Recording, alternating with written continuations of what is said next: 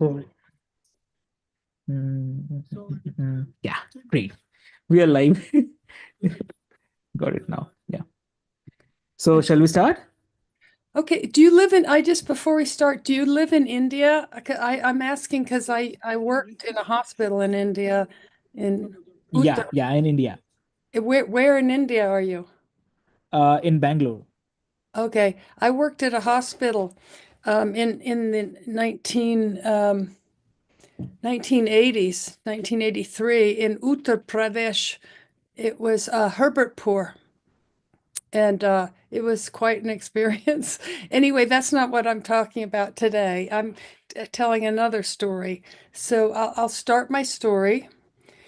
Um, in the early 90s, I'm a medical doctor and That's I'm lovely. trained in both family practice and environmental medicine.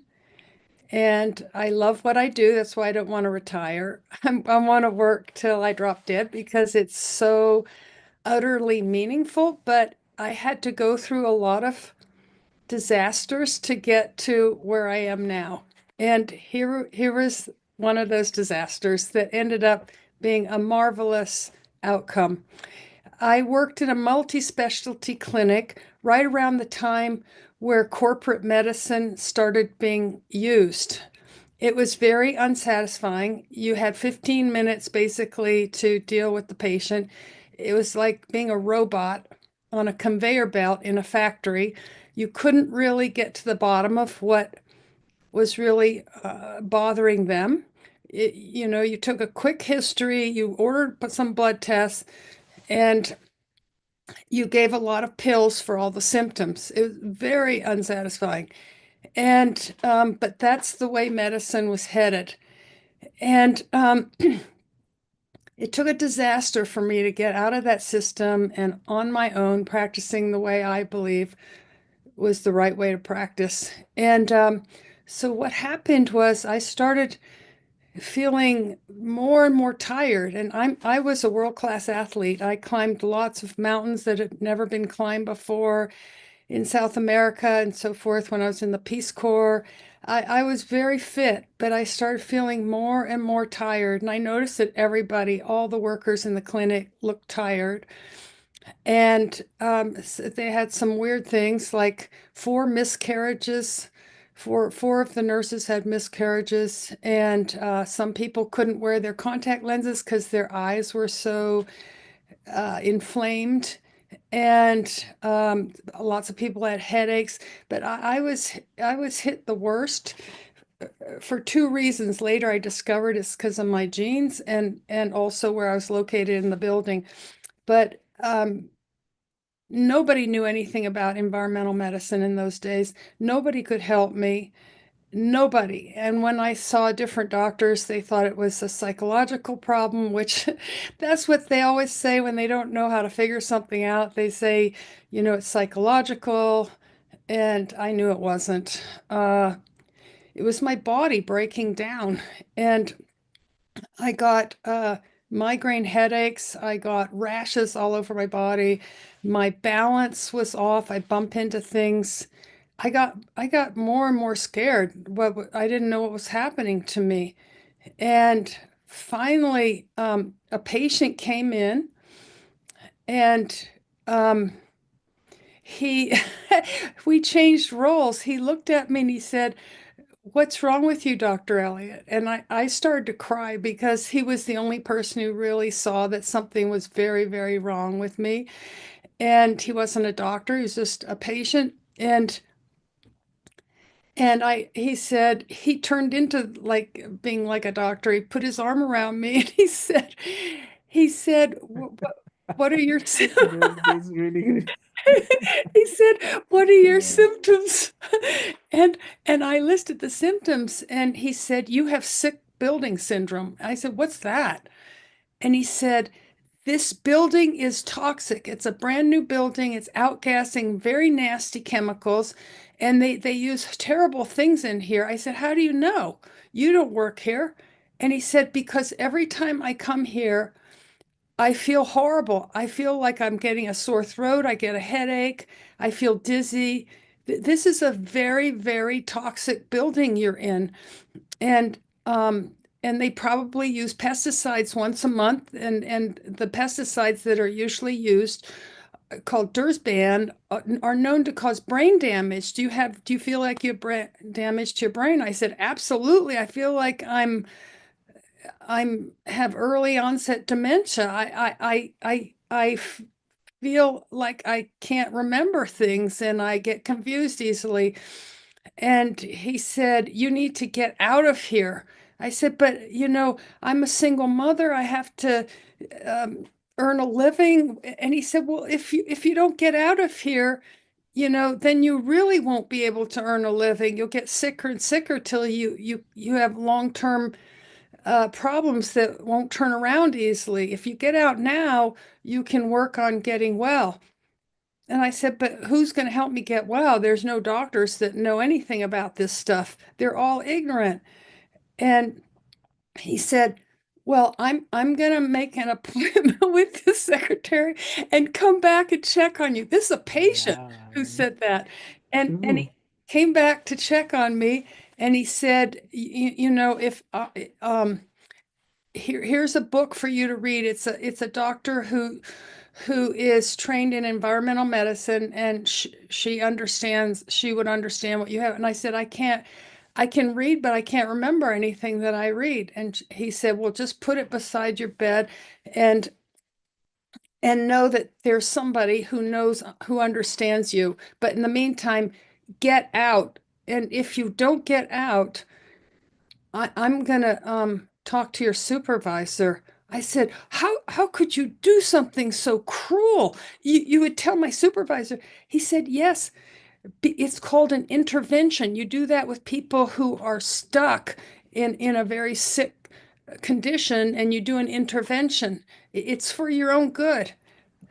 So anyway, I ended up quitting, and I thought, gee, my career medicine is over. I'm so damaged. My brain, my body is all damaged. I can barely take care of my son. I'm a wreck. And so then patients started coming to my house. I was so confused. I said, Really? I mean, at your house only? at my house, literally, they Oh, found where I lived. They were former patients, and just a few, and I was so confused. I didn't know why are you coming to my house? This was the first person who did that, and she she said, I'd like an appointment with you. I said, what? I'm really messed up. I don't really understand what's going on. seriously. I said, I have brain damage. I can't be your doctor anymore. She said, oh, I know you have brain damage. The nurse told us all your patients about what happened to you. I said, well, why do you want to see me? And she said, because I, this was the first one. She said, I have what you have. And can I come in? I, I said, okay. And she walked into my living room, sat on the couch, and started talking. And I was trying to concentrate. I could understand each word, each sentence, but I couldn't put it all together because I'd forget what the first sentence was. And all of a sudden she said, are we done? So I said, well, I, are you done? And she said, yes, how much do I owe you? And I said, I didn't do anything. She gave me $100 bill, and she said, I'm going to tell my friends about you who have the same problem. I thought, oh my God. Well, that's how my new medical practice out of my home started, the clinic. And, and so then I heard about this man in town, and he sent a letter to all the general practitioners saying that he treated people who had environmental illness. So I didn't even know that term. And he listed the symptoms, and they were all the symptoms I had. And so I made contact with him, and he said, I can help you, and I won't charge you anything. I can, help you get well. And so he worked on me, and I was one of his first patients because he had just moved to Santa Fe, and he really knew what he was doing. He had vast training in this whole new area of medicine called environmental medicine, and he started to get me well, and to the point where I could actually go into public buildings again because I had become so chemically sensitive. I had to almost live in a bubble. It was just a nightmare. And and then he said, you need to go study environmental medicine and get board certified. It will take you 2 years, and then you'll be treating people who from all over the country who can't get proper care, who have your kind of symptoms. And that's exactly what happened. So I ended up so much in demand because this is a growing problem because of our toxic world we live in and the rotten food we eat in America. And so I had more patients than I could handle. And this is in my house, I turned a wing of my house into a clinic. And and then I started writing articles, and I got well. After 5 years, I was better than I'd ever felt in my entire life. Why? Because I did sauna to get rid of heavy metals. I completely changed my diet. It was like a caveman diet. No processed foods, except for some exceptions, like olive oil has to be processed and stuff like that. But hardly any processed foods. Certainly no ultra processed foods, all that junk food, all the terrible food that Americans eat. And I ate only animals that are raised like real animals and not factory farmed. And it was all organic, no glyphosate, no pesticide spraying. And my water was highly filtered. And I got exercise every day out in nature. I got some sun exposure every day in nature, did sauna every day, took certain supplements, had a meditation practice, a yoga practice. And I never felt so good in my life, but it took 5 years to rehabilitate like my brain. My brain got really sharp afterwards, even way better than before all this happened. I mean, I experienced a level of wellness that I didn't know existed, and my patients too. And the mental health improved too. Why? Because we always think mental health problems are because of a bad childhood or something like that, or PTSD or something. But a lot of mental health problems come from our physical body, from the rotten stuff we put in our body and the chemicals we're exposed to all at work, at home, the cleaning products, the body products, the home furnishing products full of formaldehyde and so forth, the building products. It goes on and on. I imagine in India you might be experiencing some of what we're experiencing, the pollution and so forth. And so, Yeah, I again, have to say, like, pollution is definitely it's a huge factor here. And apart from this, like you were saying about the chemicals, so that is also something I totally agree with you. And I was just listening to the your story, and I was just thinking like how it is important for awareness for the listeners. And I guess this is the great way of sharing things, and hats off to you. So yeah, please, you were saying something. Yes. yeah, so here's the thing. Most people do not want to change their way of life. It's too much trouble, or they're attached to the rotten food. It's quote comfort food. They're not willing to make change, and they just get sicker and sicker and sicker. However, the people who sort of like me, who sort of completely fall apart, they're the ones who often get the best outcome because they feel so horrible that they're willing to completely change their life. And so that's my motto is never waste a bad experience. And I sure haven't. I've had some bad experiences and they've all ended up putting me at a higher level of function. Every bad thing that's happened to me, I've used it to become a better person, a healthier person, mentally, physically. And that story about being poisoned at that brand new building with all the horrible chemicals, that was a blessing that I couldn't work there anymore and ended up with a practice that is makes me so joyful and so meaningful because I can actually help people and not just give them pills. I can actually help them get completely well, but they have to be willing they have to feel bad enough that they're willing to follow these different protocols I designed for them. And so yeah, I find my work um, that gives me so much joy that I don't ever want to retire. I'm 76 and I'm going strong. And um, and there's such a huge need in the United States. We are the sickest nation in the entire world. And I'm not talking about infections or surgery, I'm talking about chronic conditions. We have fallen from being the healthiest country in the world decades, centuries ago, to having the highest rate of chronic conditions in the entire world. So it's a very sad state we're in.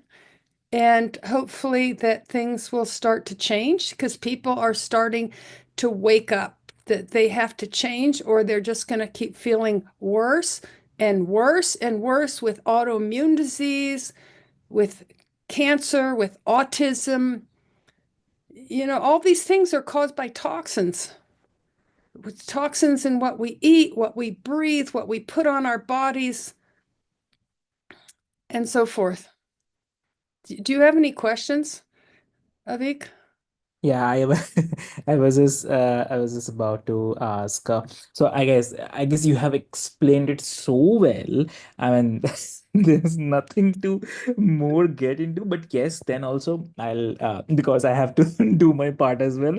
So I'll ask you one thing. Like you have such a deep sense of curiosity and wonder about the world. So what keeps you exploring, learning, pushing boundaries even now? And I would say, like as you mentioned, you are currently you are 70 above, but actually age doesn't matter. I mean, it's just a number. It's seriously just the number. I mean, if you can share. It's just a number. I feel very vibrant. I feel very alive. I feel like my life has meaning. And I've written two books that your audience might really like, and I'm working on the third. They're both memoirs, and I'm working on the third memoir. The third memoir talks about this story. I haven't published it yet. I'm almost finished writing it. It's about my trajectory in the world of medicine. So I'm telling you a piece of it, but it's the whole trajectory, and the other two books, the second memoir is my 10-year journey finding what my purpose in life is. And and it's a very interesting story. It's kind of magical, looking for what I'm supposed to be doing. Actually, it's funny because I went full circle because I come from a lineage of doctors on the Swiss side. My mother's from Switzerland, and I'm third generation doctor, but I I didn't consider medicine because I had this misconception that you had to be a genius to be a doctor. Why? Because the only doctor I knew, because I was never sick, my mother was Swiss. She fed us like not like the American diet. And So her brother was a famous doctor in Switzerland, and he practiced very non-mainstream. He was a mainstream doctor, and then, like me, he left to practice his own version of medicine, and he had patients from all over the world. And I went to visit him because my father thought he was a quack because he didn't practice mainstream, and my mother said he was a complete genius. And I went there to figure out what he really was. And it turned out he said that I needed to get his treatment, which is like extreme, like fasting and all that stuff. I was just like, just out of college. I didn't know any of this stuff, but I thought, gee, he is a quack. But then I talked to all his patients, and they all said he's a genius. We were this person was about to die, and then came to my Uncle Ashton, got her life back, and this person was going to die, and this person. And every patient I talked to just practically revered my uncle. And so after my month-long stay there, I revered him too. And so I had this misconception that you had to be a genius to be a doctor. So I didn't even think of me going that, because I knew I was smart but not a genius. And so I was looking all over for what I'm supposed to be doing in this life. It was a very exciting 10 years, but and I learned so much along that trajectory. I'm glad I didn't go straight from college to medical school, because then I'd be like those doctors who don't know anything about life, and they have patients who have serious life threatening this and that, and they don't know how to deal with it. So towards the end of the 10 years, I decided to take some advanced placement science courses at the University of Colorado. It was just because I'm interested in science, and so I signed up for that those courses, and every single person in the class except for me was pre-med, meaning they were trying to become doctors. And I thought to myself, oh my God, these are our future doctors? They're not geniuses at all. They're just memorizing and spitting back on the tests what they memorized. No critical thinking, and I thought, geez, I've had a misconception all these years, and so that's how I thought, geez, I can do this. I can do this, and so I got into medical school and a full scholarship, because since I'd been in the Peace Corps, I had no money. And so all my expenses were paid. And um, and then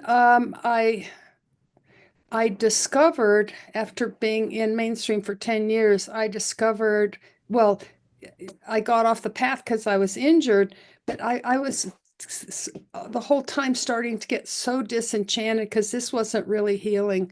This was not healing. This was just giving out pills. The pharmaceutical company had completely dominated medical education. It was just awful. And so the nightmare that happened to me was the biggest blessing that could ever happen to me to get me off that path and onto my real path in life, which I've been on for 32 years, and just love helping my patients. I just love it. That's the best part of it. And thank you so much for sharing your wisdom experiences and your life experiences, I have to say. So that's really, really great. And it's a great reminder that life is meant to be explored. And sometimes all it takes saying yes and to the unknown to discover something incredible. So uh, thank you so much for sharing and joining here today on this podcast. And it really, really means a lot. Trust me, because time is constrained, but I would love to discuss and love to listen from your experiences, your stories. It's really, really great, I have to say. And whenever you're coming to India, I love to host you. Oh, I love thank you. to host. I have a sister that used to go to India all the time. She was a Rajneesh follower, and so she went there. Like she speaks Hindi, and Oh, I only knew if I up kahan darak hai, where's your pain? And I learned a few things when I was at that yeah, hospital. then definitely you should visit. We'll have a great discussion. They will love it. Great. So, Yeah, and and so Avik, if you have a chance to read those two books, just yeah. look on do you get Amazon in India? Yes, we Yeah, have. so you can put my name in there, Erica Elliott, MD, and you could find my two books. One is called Medicine and Miracles in the High Desert, My Life Among the Navajo People. And I think your listeners would really enjoy that. It was back when the Navajo people were very traditional. They're not anymore, and following all their ancient ways. And I was a school teacher back then. And and then came back as a medical doctor to serve them for 2 years. And and then the second book, the one with my 10-year trajectory, is called From Mountains to Medicine, Yeah. Scaling the Heights in Search of My Calling. I think you and your listeners would really enjoy it. Mhm. Exactly. Definitely. I totally agree on this. I'll definitely look into that and I'll put the links into the show notes also for everyone's easy reference. And so, dear listeners, like as I mentioned, I'll put all this into the show notes, and also you be sure to check it out. And if today's episode has spoke to you, take a screenshot, share it to the social media, and tag us. We'd love to hear from your thoughts. And Oh, remember that healing and Dhanyavad. Shukriya. yeah, definitely. And I was just mentioning to the listeners that healing and purpose are the lifelong journeys, and every step, no matter how small it is, it's a kind of step towards life that you meant to live. So, with this hope, until next time, stay curious, stay open, and keep climbing those mountains, your mountains, rather, I would say. And this is your host Avik signing off from Healthy Mind, Healthy Life. See you soon and Thank very you. soon. Thank you, Thank you. Avik. Thank you. Bye. Bye, Avik.